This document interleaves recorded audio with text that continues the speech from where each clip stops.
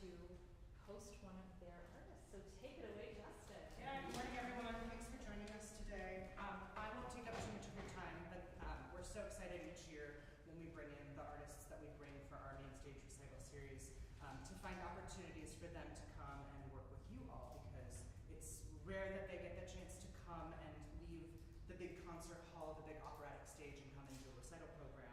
And so when they do that, we want to give you all the chance to work with them on song, get a little bit of a time with them to connect and learn about their life and learn about their career. So I will, without further ado, introduce yesterday afternoon's glorious artist, countertenor Aryeh Nussbaum Cohen, who you may have heard at the symphony, you may have heard with music of the Baroque around town, or here yesterday afternoon.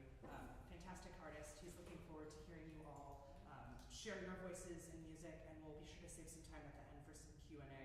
Aryeh would be a great person to ask questions about sort of that like launching stage out of school into the world, because he had a wild roller coaster ride and has stories and advice to be shared. So I will pass it over to him and allow you all, the first artist, to come to the stage.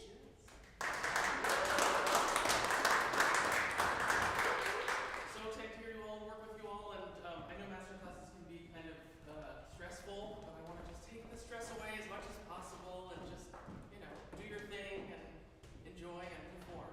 Just, you know, don't think about it as being like, oh, I'm going to be critiqued afterwards. You know, it's like, no, just perform, share your music, and looking forward.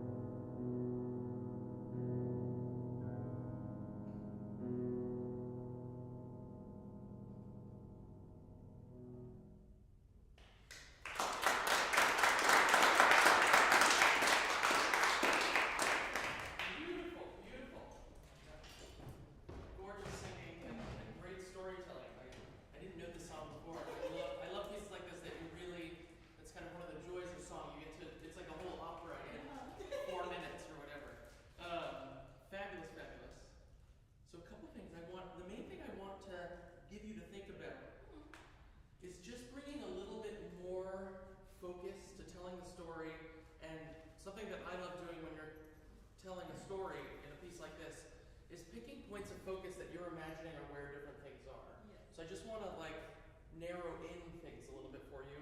And so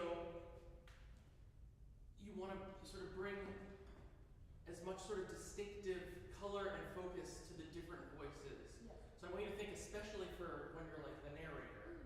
When you're the narrator, I would really think about it being a little bit more focused to create contrast with then when you're playing the different characters. So yeah, let's go to like the middle section where we start to get some of that. I also want to encourage you, when there are those pivot points in the piece, to take more time. Okay. Don't feel like you have to rush. When you have a fermata, but even there's times when there isn't a fermata, but it's a change in, you know, it's like a new chapter of the story. Take time. And that is like the most powerful thing you can do as an artist, is holding everyone's attention. And having the sort of confidence to hold everyone's attention rather than feeling like you just have to keep going. So let's look at this. Let's pick up maybe after there's no lock and no key and no bolt and no door, there's no iron or no stone or anything at all. So maybe maybe we'll pick up there if that's okay. I just want to sort of really work on this middle section here too. So maybe let's start up. There's no lock and no key and no. We'll start there and think about really taking time here where you have this breath, where you're shifting from her to being the narrator. And then same thing here, you have a big shift here beyond the river. And there's even a fermata that cooperates for you, right? Yeah. Take your time there as you're shifting to being the narrator and then being him. Yeah. So think about trying to create those shifts for us to help tell the story even more vividly. And there is no. Okay, thank you. There's no lock, no key, no bolt, no door. There's no iron, no stone, nor anything at all. Will keep me this night from the man I love. And she went out into the moonlight to him. There by the bush where the flowers is pretty, beyond the river.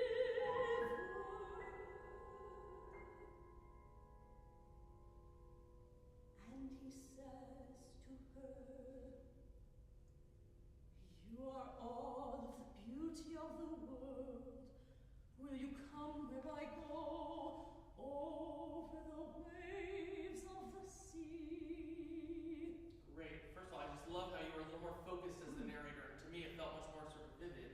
Now I want you to think about what's the most sort of defined new color you can find for being him. Yeah.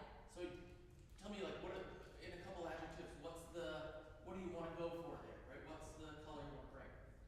I kind of see him as like a little darker, maybe like a little more space, just because he's more over-encompassing, like this over-encompassing power of like. Yeah.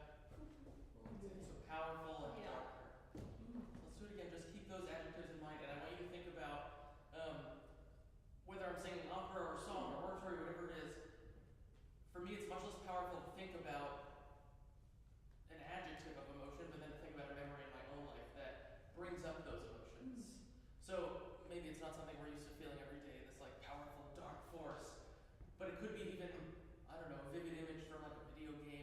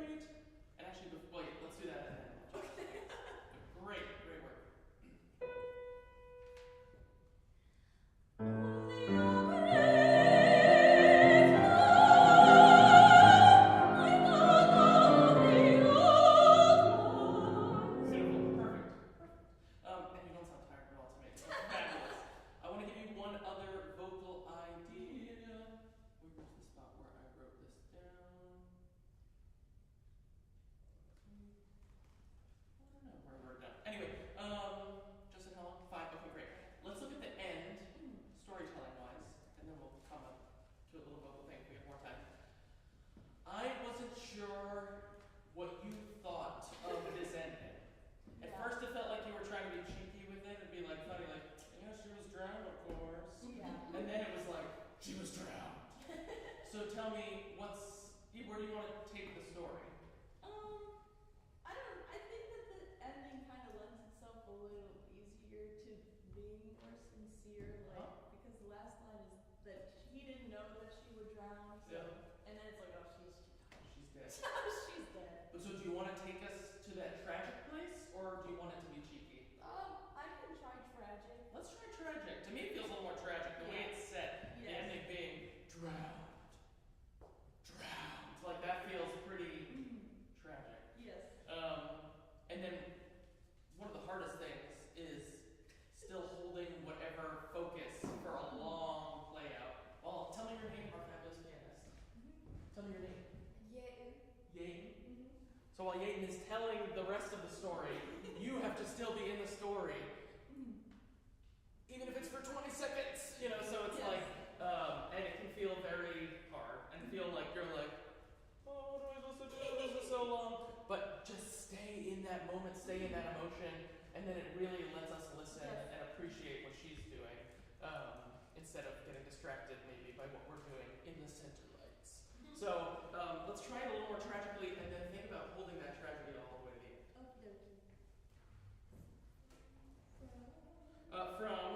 Let's go. And she went down into the sea with her man. And she went down into the sea with her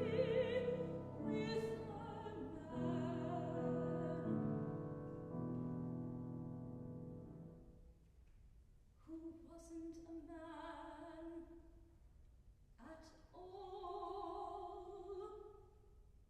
She was drowned, of course. Okay, I want you to use that fermata more. So we have a fermata we have a fermata before who wasn't a man at all, and there's another fermata, and Clark even writes long. Yes. It says lunga, and then she was drowned, of course. That's good. I want to feel an intense sort of shift there. I want it to feel like, can you believe it? I want it to feel like it has that magic and mystery. So really, don't be afraid to take time. Take more time. Let's do the same thing again. And she went down. And she went down into the sea with her man,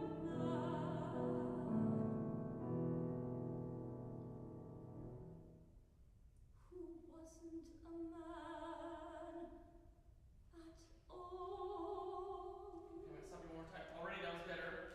I want it to feel more innocent before so we have more somewhere to go.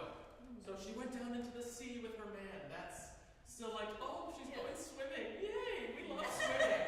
It doesn't have to be so light, but I want it to not feel so serious. Yes, until. So that then, who wasn't a man at all? Yes.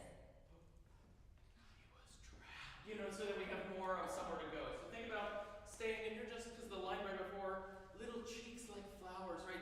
Stay in that happy place, and then we'll get shift, and almost not again. And she went down into the sea with her man,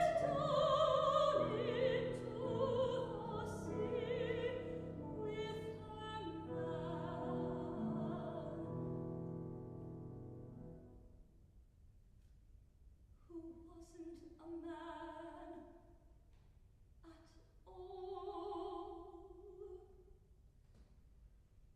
She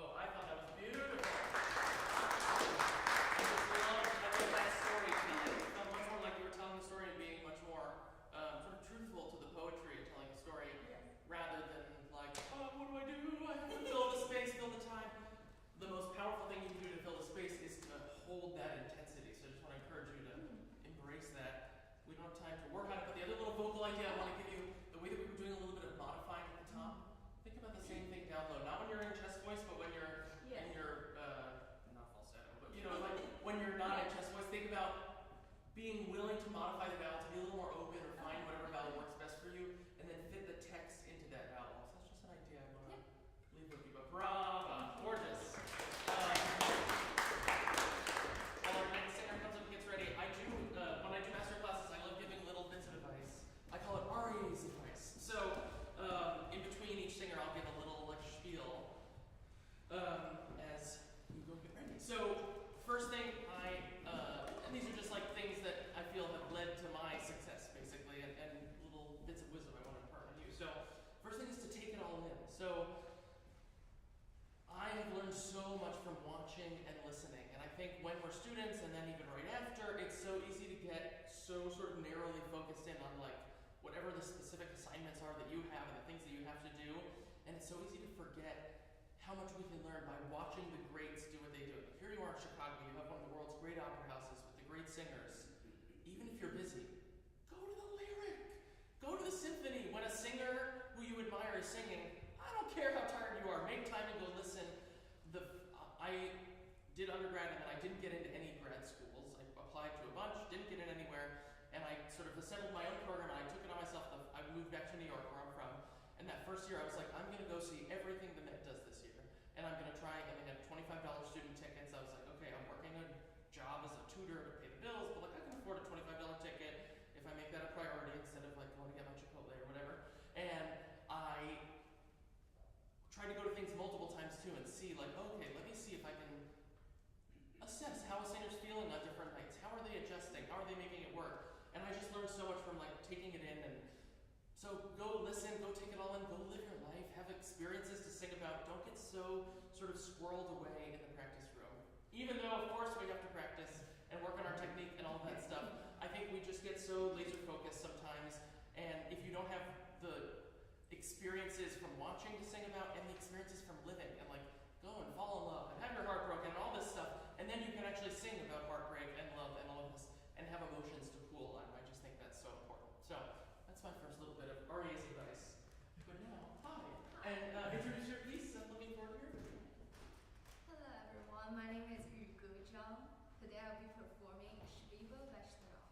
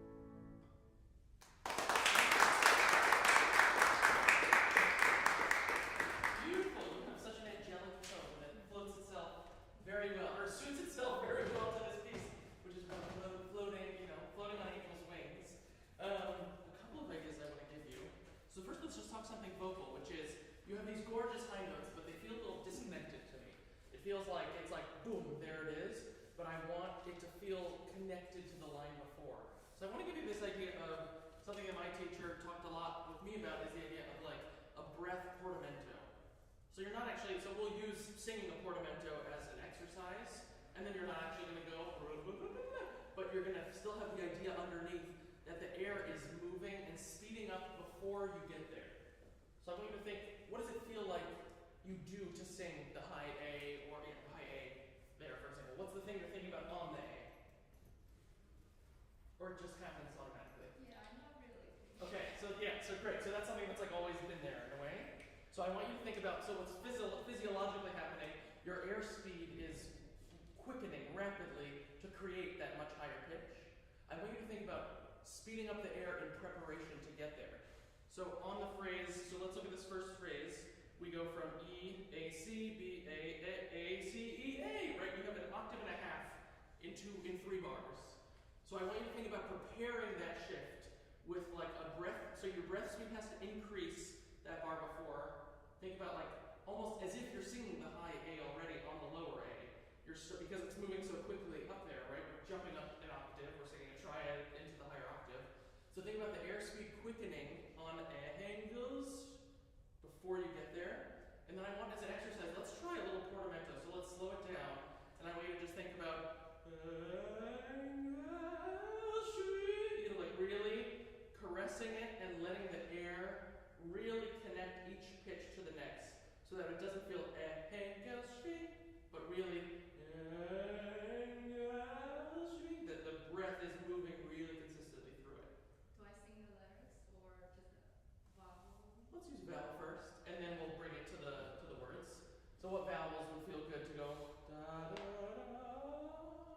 And that high A to get there. Maybe Great, so let's try.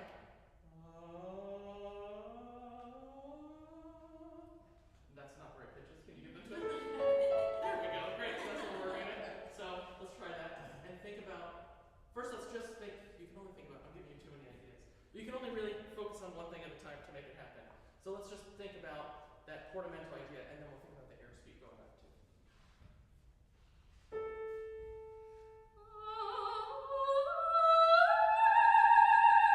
Okay, already better, but it still feels a little bit bum, bum, bum, bum. I want it to really feel like you are almost singing every chromatic note in between quickly, but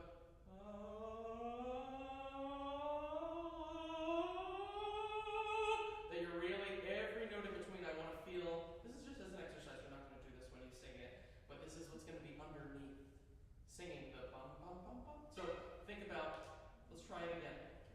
Every note in between, every chromatic note, touch.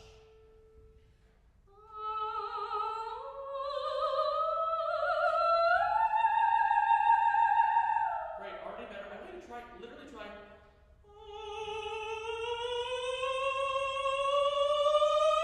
But try actually singing it chromatically in between.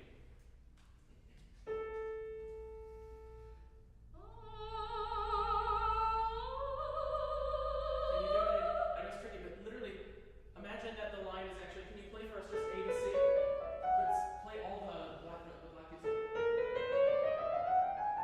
I know it's weird, but it's a great breath exercise. I worked with this amazing breath teacher in New York named Deb Birnbaum, who's this like breath goddess. She calls herself a breath teacher, and it's like, what the fuck is that? Pardon my French. But she like truly knows how the air works and all this crazy stuff, and she's created a brilliant market for herself by being like everyone's second voice teacher because she's a breath teacher. Oh, you can have a breath teacher and your voice teacher, but she worked a lot with me on chromatics, and it was something I had never done before, and it feels really uncomfortable at first. So let's just do A to C. A to C, yeah, or A to C sharp, yeah. But do it. Yeah, play the chromatics. A to C. So so try just singing just that little chunk.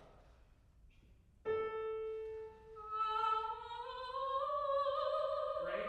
Try it with the breath going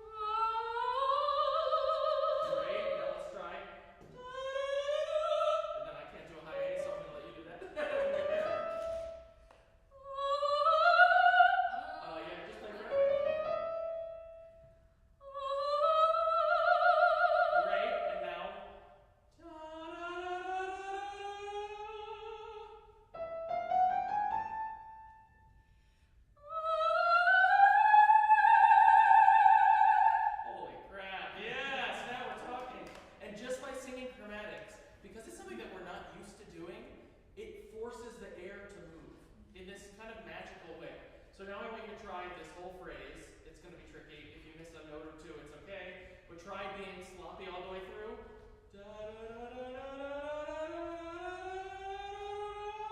Even there, I didn't sing every note perfectly, but it's the idea that's underneath. I know it's uncomfortable, and that's why it's helpful. So try it, just for me on and off. And again, it's okay if you don't get every note perfectly. It's the idea of every note in between being touched. Could you put in here?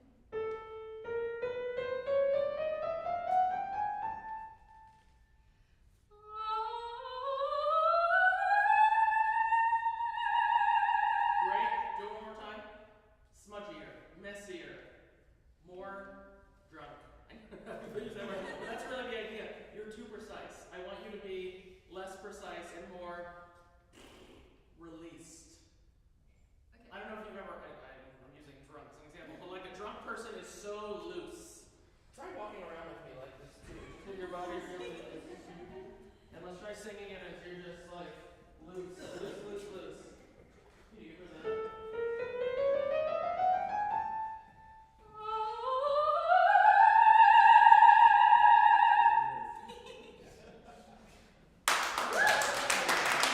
Okay, so now what I want you to do, now we're not going to be swinging our arms, but let's still walk. Can I take your hand? So let's just like walk as we're singing the same thing. And release to your body. Release to let go of your body.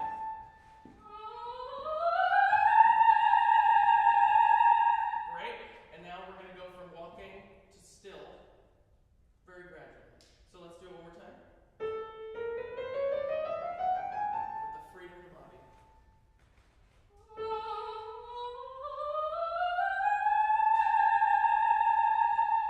Great. And so I want you to use this as an exercise. Try walking around when you're practicing and singing, because it just creates all of this freedom. And then what you want to do is come to standing still while still having the same freedom and nothing changing in your body. Still having the idea that you're loosely walking around, because it just frees up the breath so beautifully. Now let's sing that phrase on the words with all of this underneath it. So I don't want you to think now, Engel Street. It's still Engel Street. Still underneath it, the same exact approach, okay? So let's try the whole first phrase with that idea. Let's do, give her a couple bars.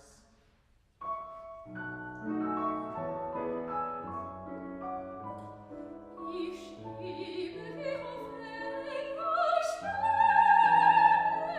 Great, let's do it again. I want more of the portamento idea still underneath, from the E to the high A. That's the one when it feels like, it feels like it pops up there, and I want it to feel you're soaring on angel's wings. That has to feel so connected and floating, but not angel's wings. Angel's wings. Think about that idea of like wings that are expanding and floating, and having that air moving through it underneath. One more time, same thing.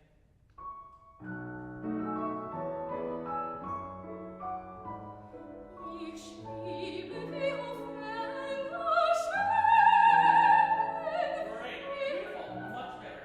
And I want you to take this idea, we don't have a ton of time, so I want to give you two other ideas about other things, but I want you to take this to the practice room and try this idea of walking around, finding that freedom, and not being too composed in a way, like being willing to just release and let go.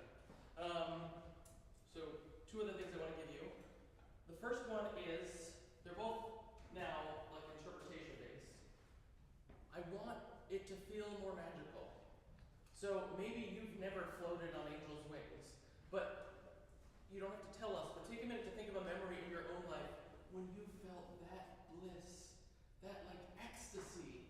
It doesn't have to be about love. It could be like the feeling of reuniting with a family member, or seeing the most beautiful sight in your hometown, or whatever it could be. But do you have a memory in your own life that fills you with that kind of bliss? I feel that way in a dream. In a dream? So when you dream at night, you mean? Yeah. Okay. Is there anything more?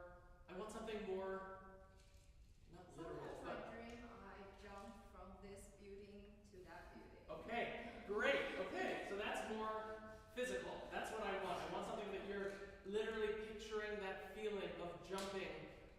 Roosevelt across to the Fine Arts Building. So I want you to have that image in your head. Even if the text is about my love and, in my ears I hear a sound like love's farewell. Okay, mazel mazel. I want you to pick something in your own life that's like really concrete, that allows you to actually feel that emotion. So let's have that idea of jumping building to building. So let's just try the beginning with that in mind. From the beginning of the intro, the intro, with that feeling of literally picturing that the entire time you're jumping building to building. Okay?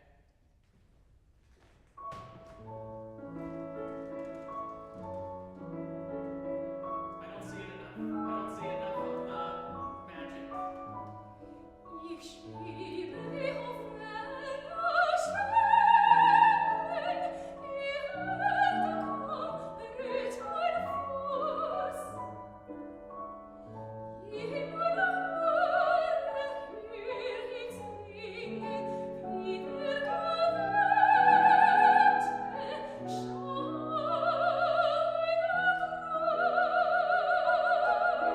So already the sound feels to me a little more magical and full and blissful.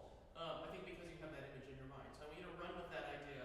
And in addition to that other idea we were talking about before, about the air and flying, the other idea I want to give you, German lieder like this is all about word painting.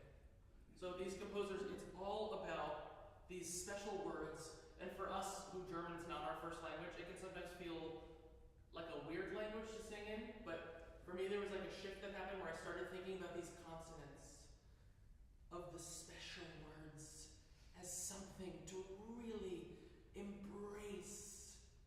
Like that weird way of talking, but we're doing this elevated speech to tell a story. So what I do with a piece like this is I literally go through and I circle for me in German, what are the words that are the special words? So tell me, like, I'll fill over the score. What are the words like on each phrase? Let's circle, like what are the special words? So schwebe.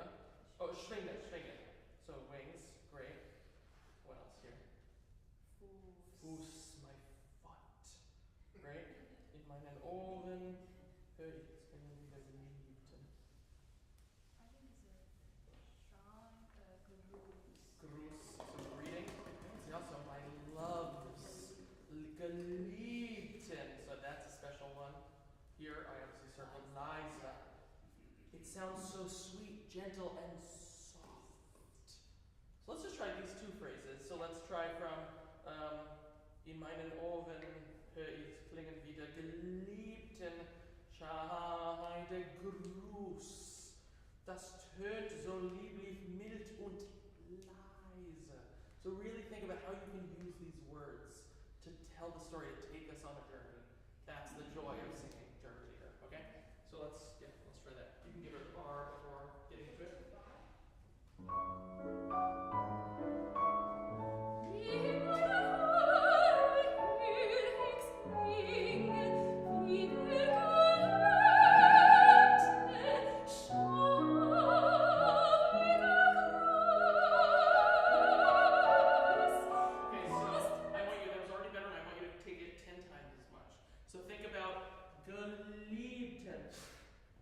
Use the L. Geliebten. Linger on those consonants. And same thing when we get to Gruß. Roll the R more. Use the S. Linger on the S. Tell the story with the German consonants. So do it 10 times as much. That's maybe excessive, but 7 times as much.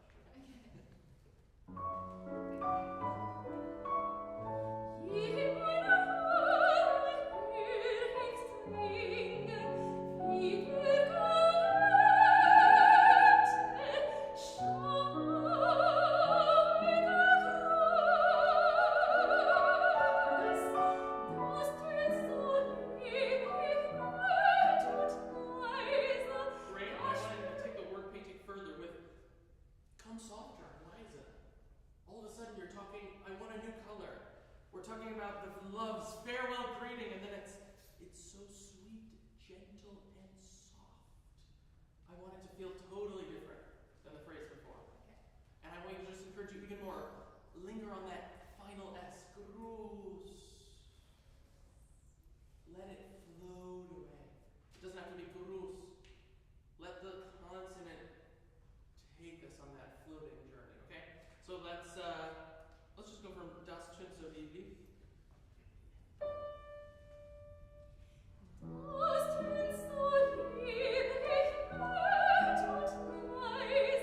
More on a different color. It still feels too similar to the phrase before. Das schön so lieblich, mild und leise. Go more intimate. That's the joy of singing Psalm 2. We're not singing opera anymore. We can be really delicate. Be really delicate. Make it really special. Make them lean in to hear you, to listen. Okay? Yeah. Don't always just give it to them. Make them come to you.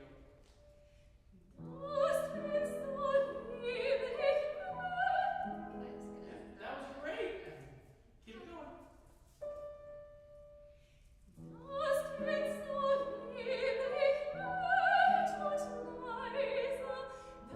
Great. Okay, you have like 1 more minute, so I'm going to jump to something else. But great. Beautiful new color. In music like this, you have to find so many different colors to tell the story, and it always has to come from the text. It's always about the poetry coming to life. So go through the translation and find those places. What's the new color I'm going to bring here? What are the special words? The only other thing I'm going to give you is this idea of also just taking more time for a special moment. It felt like at the end of this whole phrase, when we get to trau mich ein, you took like a hair of time, and I want you to take 5 times as long before ein. Make it special. She'll be right there with you. Trau mich ein. Really like caress that dream. So let's try from Life moves die Nacht till the end of that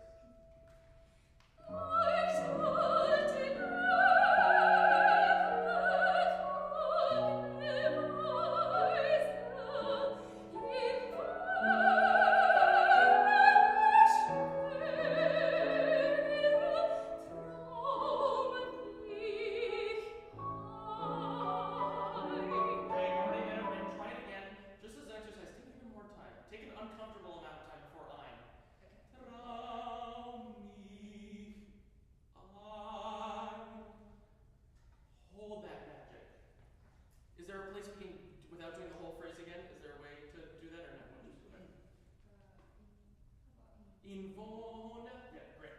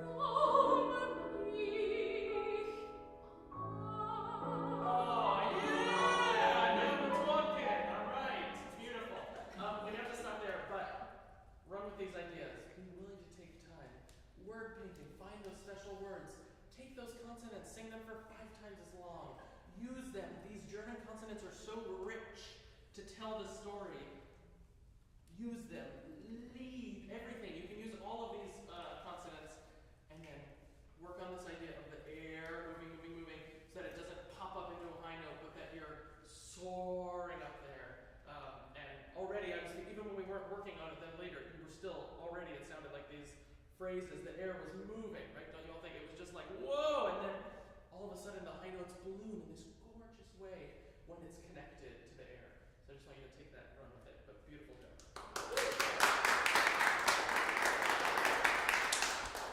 So while our next singer comes up to get ready, I'm going to give my next little advice, which is just about acting. I think acting technique is really emphasized in vocal training. So I just encourage you, like one of the things that I found most useful was I got these books by Meisner and Stanislavski and all these great acting teachers who weren't opera acting teachers, although Stanislavski did some opera stuff too. But I literally just sat down and I read like 10 books about acting technique. And I tried to just apply some of these to singing, and it was like, holy crap, why don't we talk about this stuff? So I just want to encourage you, that kind of emotional honesty and vulnerability is at the core of being a classical singer today, and is like so essential to being a successful singer. It used to be 50 years ago that just having a great voice was what you needed. Now, the reality is there's so many great voices. And so what that means is that what makes you stand out is having the great voice and the great technique, but also being able to tell a story in a really compelling way. And so I just want to encourage you to sort of embrace that and spend some more time on your acting, thinking about that than maybe you're used to doing. Hello, tell us what you're going to sing. Hello, my name is Chimel Rubiano, and I'll be singing Ganymede by Franz Schubert. Fino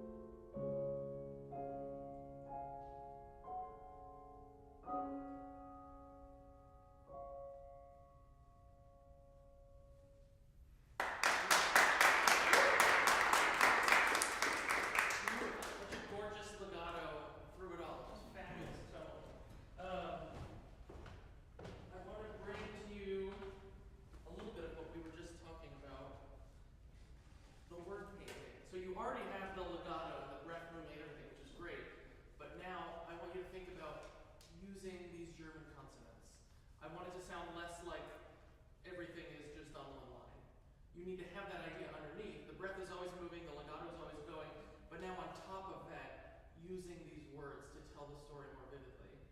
And then the other thing I want to give you is again this idea of what's an experience in your own life when you have had, tell me a couple adjectives about what's the emotion of this song? It's not melancholic. It's kind of like, it's almost like narrative, like something that happened, something very nice. Okay, but tell me much more like literally and vividly, and like what's the emotion? It's contemplative. Okay. Or in a loving way of Loving. moment. Yeah. So loving and contemplative. Yeah. Keep going. Tell me more. Still feels a little disconnected to think about it being contemplative. And even if there is a narrative that's going on, it needs to feel really immediate. So it's contemplative, it's loving. What else is there? What's the feeling of this character you are here? To me, it's also so like passionate. There's also this, on your breast I lie languishing. Your flowers press close to my heart. It's really like, juicy, you know? So tell me like a couple adjectives too. What's that feeling for you?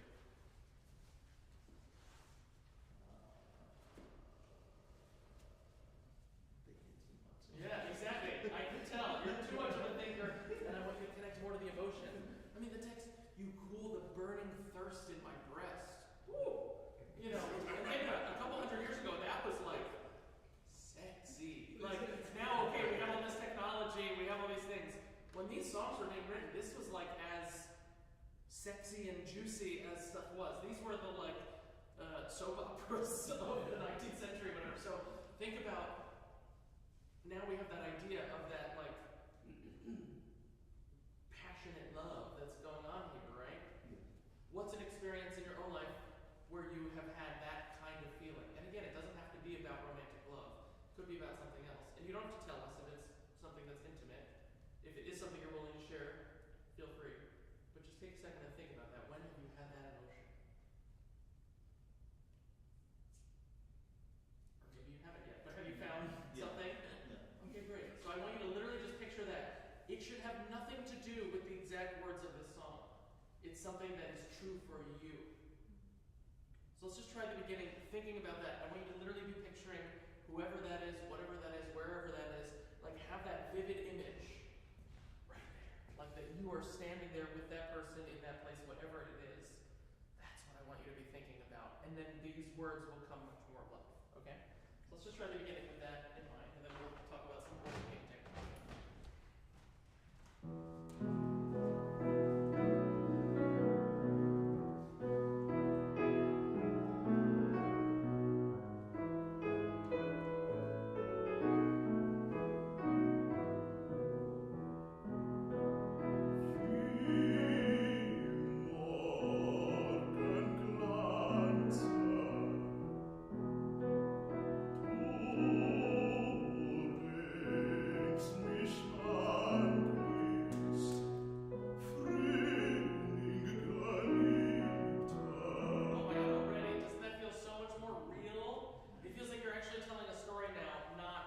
In a master class with this weird countertenor singing. Like, it just feels so much more alive, okay?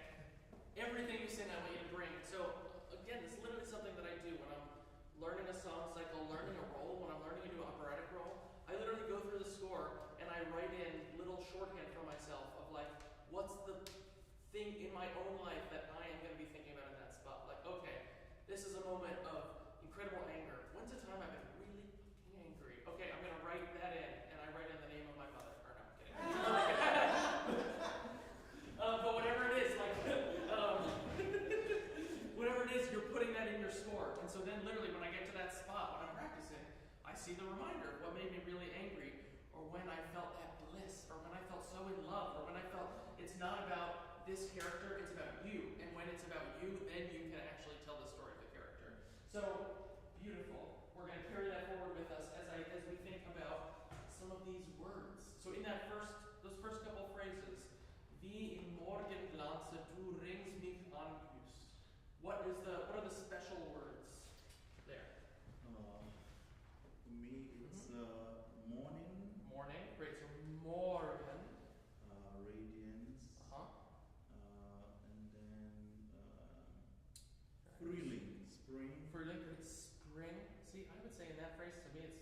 Geliebter.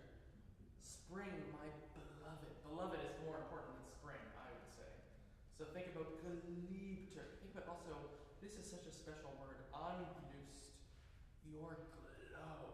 Like, that's such a special word. We don't in everyday speech say, hey, you have a great glow. Like that, it's a special word.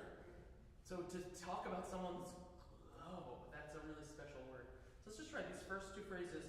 And as we were working on, linger on the consonants, use the text to tell the Morgenglanz, du ringst mich angelust, Frühling geliebter. When you listen to the great German leader singers, the one, especially as a baritone, who comes to mind for me is this guy Thomas Quasthoff. I don't know if you've listened to him.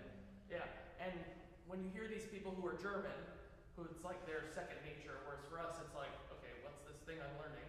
But for them it's like speaking in their most, innermost voice, the way that they use these consonants, the way Thomas Quasthoff sits and says, Morgenglanz. So it's like, even though it's not our language, you have to take it on as if it is. So let's try those first phrases again, maybe 2 bars before, and use those consonants to bring those words to life.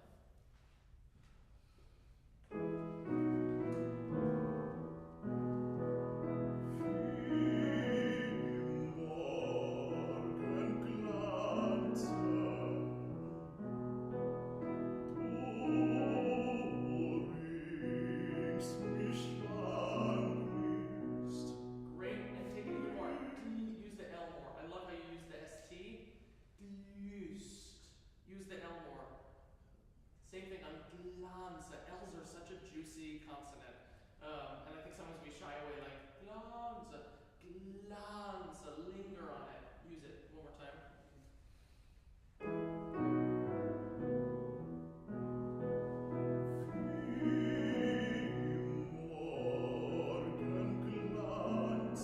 Great, keep going.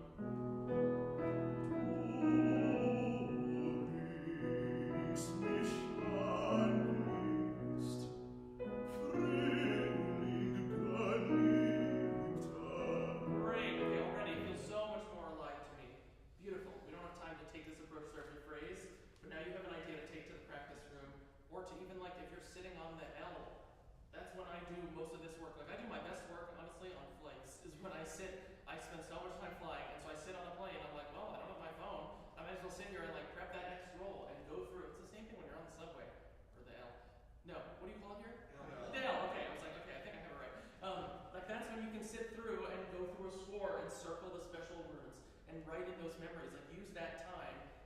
I spend, as a singer, you can't actually sing that much every day, but you can do so much mental work that's really helpful. It's not like being a pianist where you have to spend, if you're trying to be a great solo pianist, you have to spend 8 hours a day at the piano. Okay, we're lucky that we can only sing for 90 minutes, 2 hours a day, whatever. But so then, great. What about the other 22 hours in the day? Okay, I'm going to sleep for 8 of them. Okay, I've still got 14 more. So using that time, let's jump forward, but I want you to sort of, in your future free time, use that time to bring this approach throughout a song like this. Halfway through the song, we have this sort of interlude, and then it feels like there's a big shift before ich komme, wohin. And I want this to feel really new. It felt a little bit like the song was just continuing. But tell me, what's happening in the story? So we're going from, you cool the burning thirst in my breast, sweet morning breeze, as it calls the nightingale tenderly to me from the misty valley.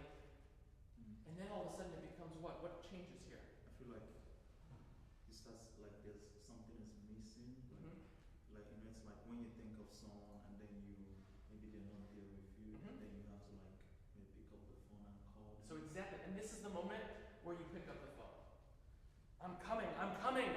It's like, I've been thinking about you for a couple of pages of German song, and now I'm actually going to act on it, right? So I want it to feel more active. So, I want you to think about how is it going to change, and I want it always should be that you as a singer are creating the change that's happening on the piano. So even though, yes, you're just standing there, you're not singing in that moment, how are you changing to make this happen for us? To to make the change that's happening behind you happen. So let's try it, like the phrase before, from Ruft rein die Nachtigall, and then think about creating the change that's happening in the music.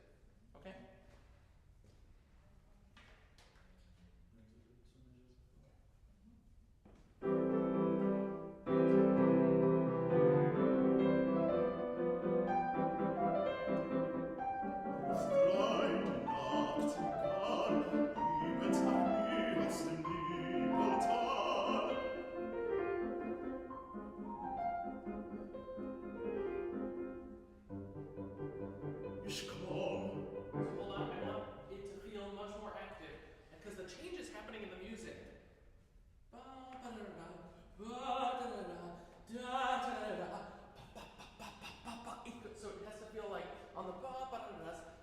Starting to stir, and then the change really happens before you sing a couple of beats.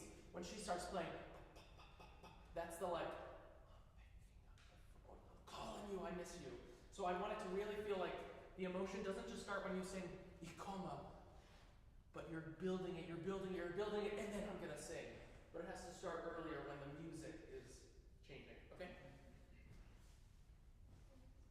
Same thing. It's great.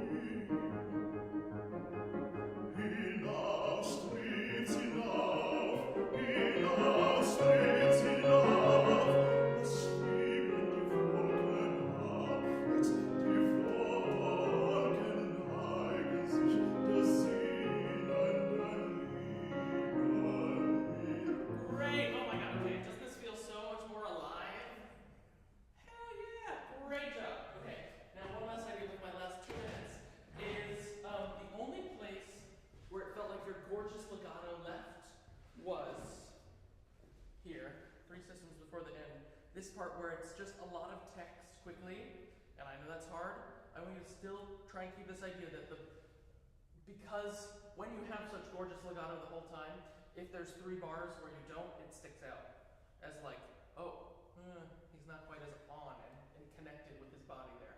So let's just try this section. So it starts mir euren Schosse aufwärts. 3 systems before the end.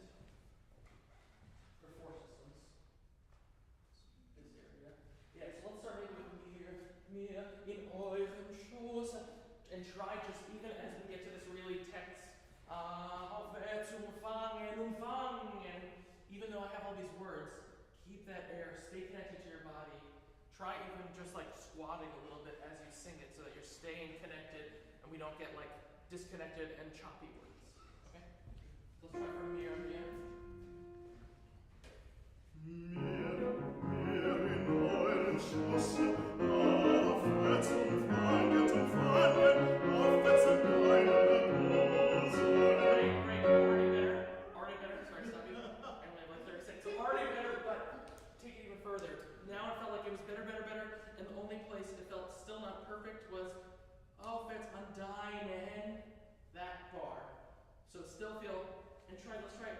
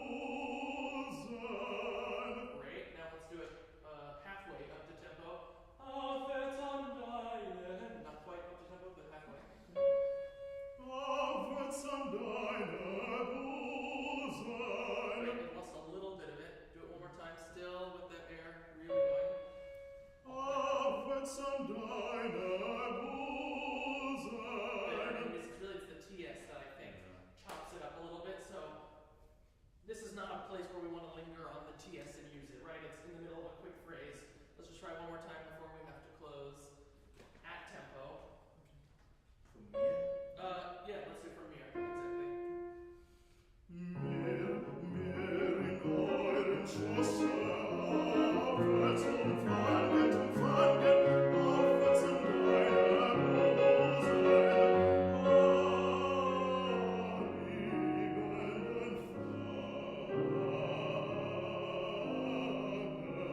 Great. So we have to stop, but beautiful. That felt much, much better. It's just an idea I want you to bring. Anytime you feel, so I hope you record all your lessons and record when you're practicing and listen back, and if it feels like, okay, I lost a little bit of that connection with the breath, listen back and then try this idea of just start it slower, find the connection, and then speed it up to the tempo, making sure that you keep that magic underneath. Beautiful job. Bravo.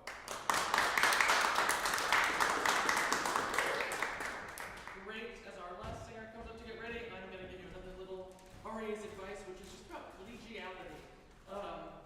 Something I learned in a master class is that was passed down. This person was giving a master class, and they had been taught it in a master class by Renee Fleming. Thank you notes. Something as simple as like sending a little thank you note to the people who hire you. A handwritten note in our digital age. If you take 3 minutes to do that, it leaves a real impact. So just being that kind of like easy person to work with, and then being someone who just expresses gratitude for opportunities that you might have. You never know who is the person who's going to hire you for that next gig. It could be the pianist who then is like, oh yeah, I just got asked, oh, do you know a soprano who could do this thing? It's not always like someone who you think is a bigwig who I have to go and impress. Express that gratitude, be nice to work with, and if you express that gratitude when you have opportunities, it'll create more opportunities. So it's just another little tidbit of advice. But hello, introduce your piece, and looking forward. Sure. My name is Aryeh, and today I'll be presenting As It Is Plenty from On This Island by Benjamin Britten.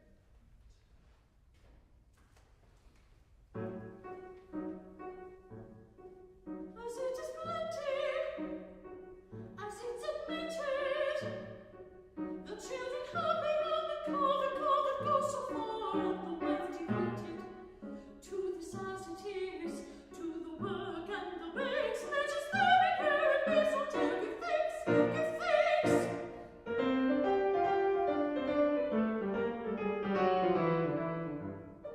All that was thought, as like is not, when nothing was enough but love and the raw future, all that intransigent nature, and thou betrayest my betraying, what is not, that is not, forget, forget.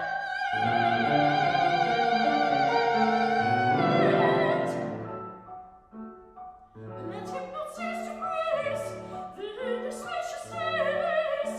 Yes, and not success. Let him bless, let him bless. Let him see in this the prophet's larger and the sins feeble. Let him see as it is to Moses' nature. And find not,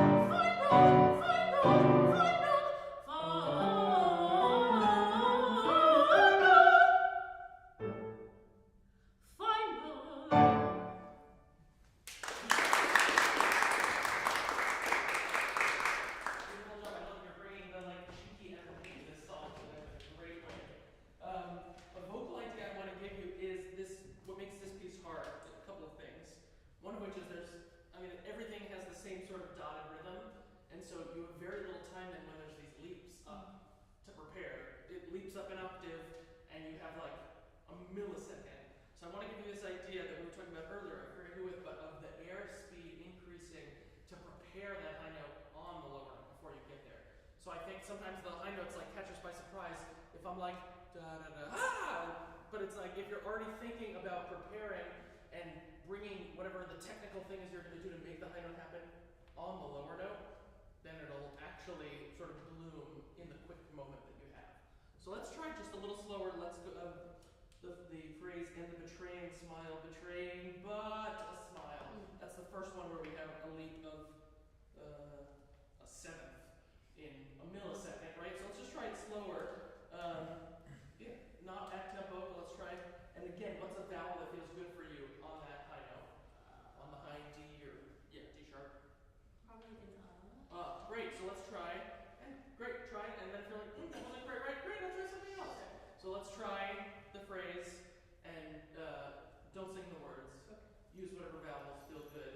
starts in the middle, and then it goes down, and then it goes up. So think it could be the whole way. It could be, you know, I don't know what vowel feels best. Everyone's voice is different. Everyone has different vowels that help them unlock certain things. So let's just try that below tempo. If you don't mind just giving us the pitches there for and the betraying smile. It's the second page, third page.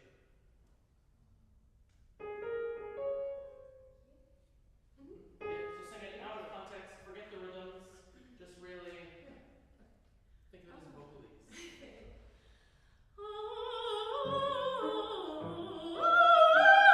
So great, let's do it. If you don't mind, actually, not even playing. We're literally going to do it as a vocalese. And I know it's hard because it's kind of chromatic. Right. But try it slower, literally just, and if you need to look at the music to do this, you can, or you got it. I think I'm okay. Great, so yeah, let's do it slower and just literally a vowel exercise that I'm going to do to find the right modification that I'm then going to bring to the actual word that he's written for me.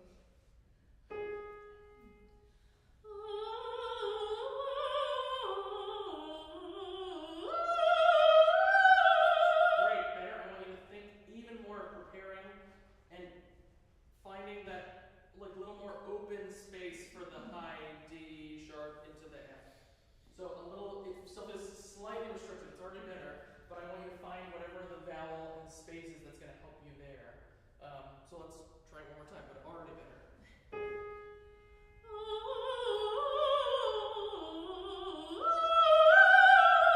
Okay, now we're talking. Yes, exactly. So now let's put the words in, but still have that underneath. So betraying what a smile. So really smudge it.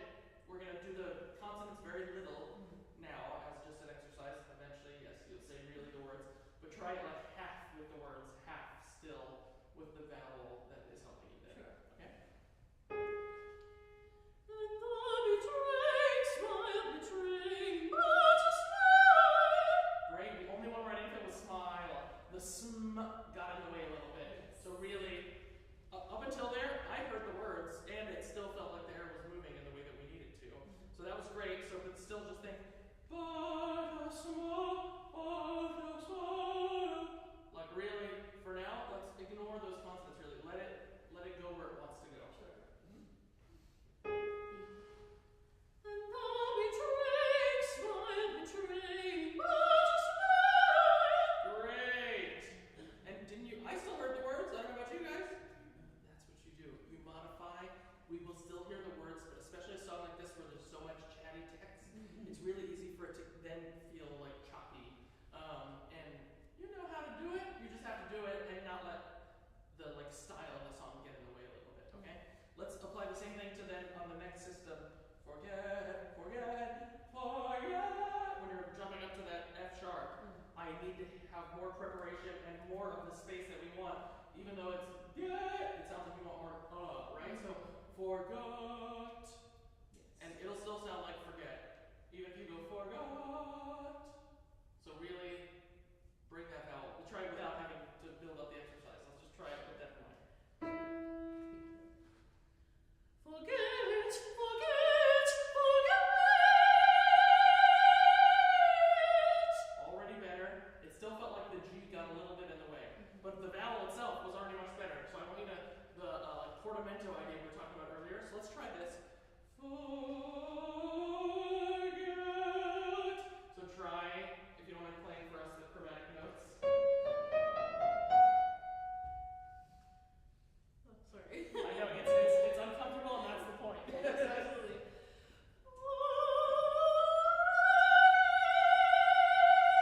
Yes. So now we need that idea underneath, not singing all the notes in between. But it's like you have the idea of a portamento underneath, and that's what allows the breath to just continuously move and create the sound, rather than things getting like forget, forget. It's like in your mind you're doing a forget. It's like a millisecond that's happening underneath, and that's truly like what I'm thinking about as I'm prepping a high note. So think about that underneath.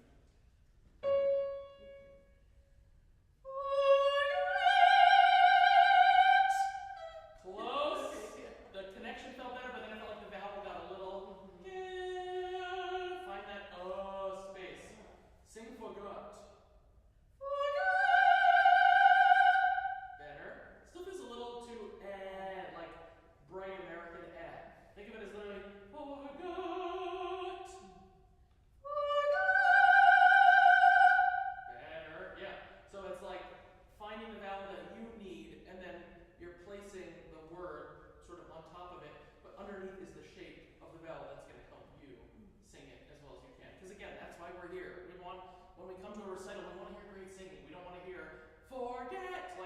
care that the word is forget. I care that you're telling me the story and your voice is soaring. That's what I want to hear. Okay? Let's do the same thing just at the very end. And final. The final leaps up to the E, D, G, F sharp. Those felt, again, a little bit like disconnected. So let's try the final. Or the penultimate final. These are almost final. Slow and with the breath moving and preparing the vowel that you're going to need for, because guess what vowel is really hard to sing on a high G? Final. So guess what? Don't sing final. We don't really care. We have heard you sing the word final a lot of times already. We know you're singing final. You even already sung final. If you watch videos of the great old singers on YouTube and stuff, they're not really singing, when they're singing some great Puccini opera, they're not there going, si mi chiamano mi, let's like, visi d'arte. They're not going visi, they're singing visi. They're singing whatever vowel lets the voice do what it's got to do. And we know it's visi. We don't need to go visi. So really find the space for that's going to let your voice bloom. And we know you're saying final. Okay? So let's just try that slowly as like the vocalese. If you don't mind.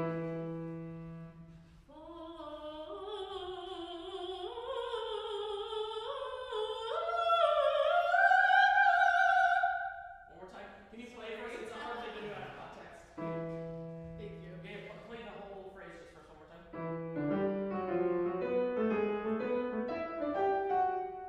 you play it a little slower? Just to like really isolate it as like this is a vocalese that we're doing.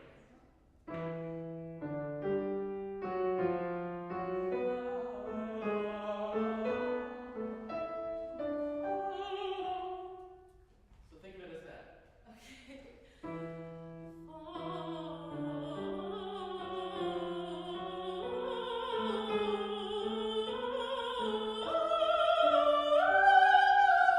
Great, other than the final two notes. Up till there I felt like the vowel was changing as we needed it to. You have to prepare the vowel that you're going to need for the G before you get there. If you just try and go for it when you get there, it's too late. Right. So think about it on that D. That you're making whatever change you're going to need before you get there. Let's do the same thing again.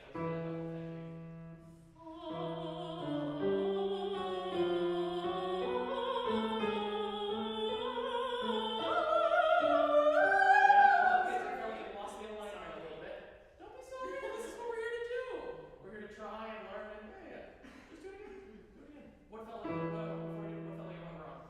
I think I'm just not supportive. Yeah, it fell off. It lost. It was like on the track, and then it did. Great.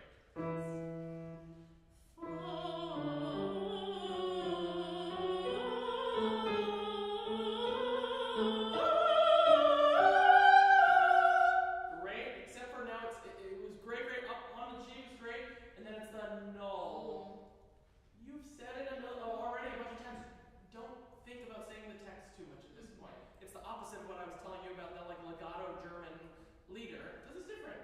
Now this is a very chatty song. So it's like in a way we have to go against the nature of the song so that you get everything. So when it's like a really legato German song, you need to bring out the text. This is a song that all it is bringing out the text, and you need to find that legato underneath it. So even when it's the like barely sing the null. Like I'm not even going, don't even bring the tongue all the way there. It's like a shadow of an N, and that's all we need to get the word. And then you don't need to go all like fine. Maybe it's slightly more. But anyway, you see what I mean? The idea. One more time, slow.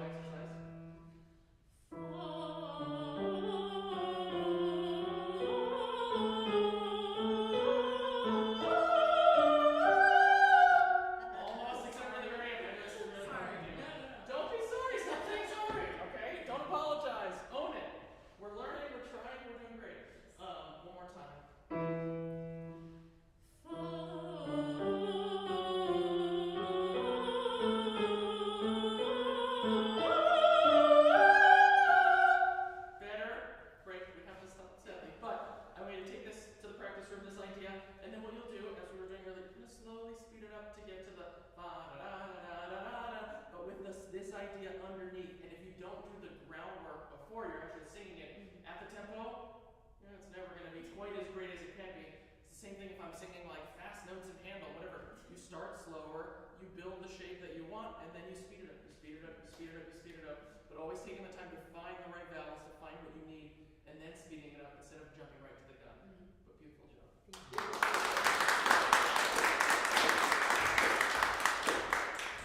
So my last little thing, and then I can do a little bit of Q&A. Or do people, oh, we're out of time. People are probably going to start making, I can hear Absolutely, I know people in class. But Yeah, and I think that we have another event coming into this. Okay. Absolutely. Yes. Well, sorry, we didn't have time for Q&A. You can share my email with people. If people like to have specific questions, I'm happy to answer. Since we didn't have time for Q&A. we've got like 5, 10 minutes. Yeah. Oh, okay, great. My last little advice thing is about preparation. Just like always going above and beyond. Read the libretto of the piece that you're doing. If you're singing an opera roll, don't just look at your scenes, because they might be talking about your character in that other part of the act that you're not in. So like actually going through and looking at the translation, looking at the Nico Pastel of it or whatever, and seeing, oh, look what they just said about my character in scene 2, and it'll help inform what you're doing. Reading whatever material you can about those characters is going to help inform what you're doing. Do people have any questions? So we have 5-10 minutes. Any questions? I'm going to answer anything about career, life, I don't know, not just vocal technique or whatever. Yeah? What was the best advice that you've ever gotten from people? Oh, that's a great question. The best advice. Something that always sticks in my head is a piece of advice a conductor gave me when I did my first summer pay to sing thing. And he said to me, the great singers, there's 2 things that are true about them. From the first second you hear them sing, you know who it is. Like they are themselves, their voice. They're not trying to be someone else. They are exactly themselves. And their voice sounds like them all the way from the top all the way to the bottom. And that's something that I've just always had in mind as I'm shaping my voice over the years, is that I want my voice to be integrated all the way to the bottom, all the way to the top, and I want it to be me and my timbre all the way. I'm not trying to sound like some other countertenor who I admire or whatever. I'm using my gift, what I've been given, and I'm owning that and embracing that. Come on, I don't bite. Yes? As things are getting ready to move on into the app scene and everything like that, what are some things that you wish you knew going into that aspect of your life that we can take with us going forward now? Totally. I think one thing is that the skill of singing an audition is very different from the skill of actually doing the job of singing a role or singing a recital. And so that's a skill that you have to hone as well. Is how in 5 to 10 minutes can you leave an impact? For me, I found that it was okay, if I had done all this acting technique research, and I was can I jump into a character the second that I start singing in an audition? And all of a sudden people were oh, who's this guy? Even though I hadn't gone to I had no music degree. I have no music degree.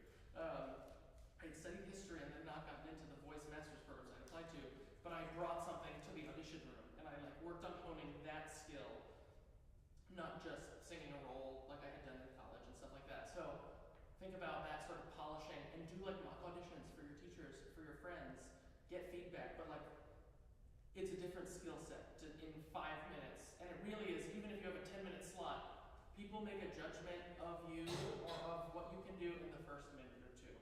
You either have them or you've lost them. So think about starting with something always that's going to really bring people in. Never start with an aria or a piece that takes a little while to show what you can do, and work on honing that skill.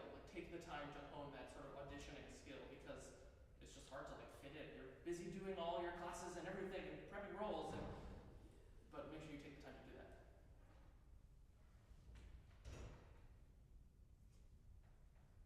Nothing. Yes.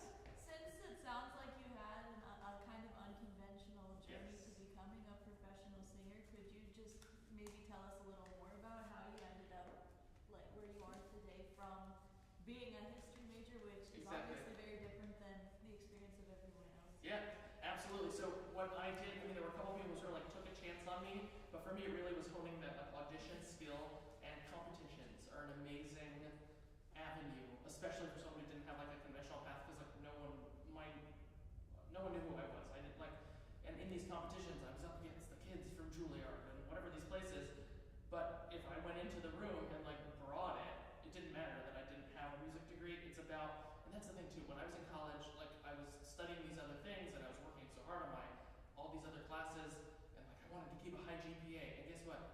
No one's ever asked for my GPA. Like my resume, it doesn't matter what I did in school. Of course, do a good job at school, but all that really matters is what you do in that audition moment. Like, can you do the job? Can you bring it? And so all of a sudden it was like, yeah, I could use these competitions as an avenue. So start building the competition skill. You know, you're not going to jump straight to winning the Met competition, but you start with like, are there community music foundations in Chicago that you can do? And even if you feel like you're not ready, I didn't feel like I was ready, but my teacher, I entered the Met competition because my teacher was like, okay, you don't feel ready? Guess what? You can go get some feedback. It's a $20 application fee. You'll get some feedback from professionals. Anyone can enter the Met competition. Go ahead, go do the district round. Even if you don't advance the first time, great. You're getting feedback for free, or $20, whatever it is. I think it's free now, but so it's like putting yourself out there and building the skills so that you can get to those stages. To me, was just really important. And yeah, I did like the competitions and stuff that were at my school, even though I was like, we didn't have like a voice competition, but there was a concerto competition, and all these like instrumentalists were preparing concertos, and I was like, well, I want a chance to sing with orchestra, so I was like, can I make a vocal concerto and put together a couple of arias? And they were like, I guess. And I went in and auditioned for the concerto competition and won, and got to like do it with it's like, you have to like make those opportunities for yourself and build up those skills, so that when you get to the big opportunities, you're ready. Yeah. What advice would you give to someone who has aged out of yaps at a lot of competitions? Totally. I would say a lot of it is like personal connections. So I've also just been very persistent about singing for people. So for example, I'm going tonight to London and then Malta this week to do the last performance of Ronaldo, the title role on this tour that I did last month around to Macau and Shanghai and Beijing and London and Seoul and all these crazy places. And the conductor is Aryeh, who's this amazing Handel conductor who runs this orchestra at the English concert. When I was a young artist, I covered at the Lyric, and he was conducting the production of Handel's Aryeh. And as a cover, I never got to sing. You know, I was just in cover rehearsals with the like assistant pianist, but I was like, this guy is a big deal in the world that I want to be in. I'm gonna ask him, can I sing for you? Can I sing for you? You know, you don't want to be like annoying, but I asked a couple of times until he was, he was like, yeah, sure, let's find half an hour. And we went in and I sang an audition for him, and I didn't get a job from it right away, but sure enough, then later on, he heard my name from someone else and he was like, oh yeah, Aryeh. I heard him back in 2018 at Lyric, and boom, there's a job. So it's like putting yourself out there too to sing for conductors and sometimes directors, but really so much of it I feel like is driven by conductors as much as the artistic administrators and whatever, but just like being persistent and trying to get yourself in front of people. So you can just ask for half an hour of someone's time to like show off? No, it's not showing off, it's like, sing. well, and you ask for a working session, so that's the thing. I still do. Like this summer I was singing at the Salzburg Festival, and there were a couple of conductors and people there who I would love to work with. And so like Cecilia Bartoli, I managed to get into her. This is a perfect example, being persistent. My management has been like trying to get me in front of Cecilia Bartoli for forever, who's now, she obviously is an amazing singer, but now also like runs these opera companies and is a huge casting bigwig. And there have been times in the past where like the Zurich Opera House, the casting director wanted me for something, but Cecilia said, no, I don't know him, I'm gonna take someone else for that role. So it's like, okay, I need to get in front of Cecilia so she could hear I can really sing. I couldn't get a response from her, but she has like a personal conductor, this guy Gianluca Capuano, who conducts everything that she does. I found a way to get in front of Gianluca through this theorbo player who I know, who knows him, who gave me his number, and I texted him on WhatsApp, and like, literally, this is how it happens. And I got a connection with Gianluca, and I had asked like, oh, can Cecilia come to this working session? And he's like, oh no, unfortunately she's busy, blah, blah, blah. And it's like, okay. So I went and sang for him, and after I sang my first aria, he said, Cecilia has to hear you. And it was like, great, the next day. And so then it was, my opening was the next day of my show, and he said she can only hear you at like 10 a.m. that next morning. So it was like the morning after my opening night party, but I got in front of Cecilia, and she was like, wow, you're great, I'm gonna find an opportunity for you. So it's like, that sort of persistence. Like I finally got in front of Cecilia Bartoli, not by like poof. It's like, no, I finally got in front of her personal valet conductor through this other crazy Italian theorbo player I know. Like it was just like, it's so random how this stuff happens. But like still, even with my career at the level that it is, you still have to hustle. You always have to hustle. And it's like being willing to put yourself out there, and like nothing's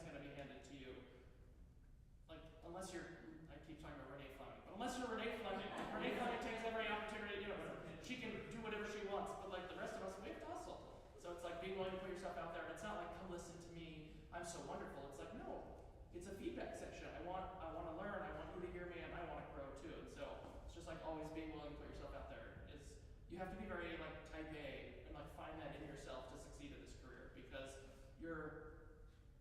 you are your own, everyone talks about, you're your own CEO, blah, blah, blah. But it's true. Like, doing the singing well is only half of it. It's all the rest of the stuff that actually gets you on the stage and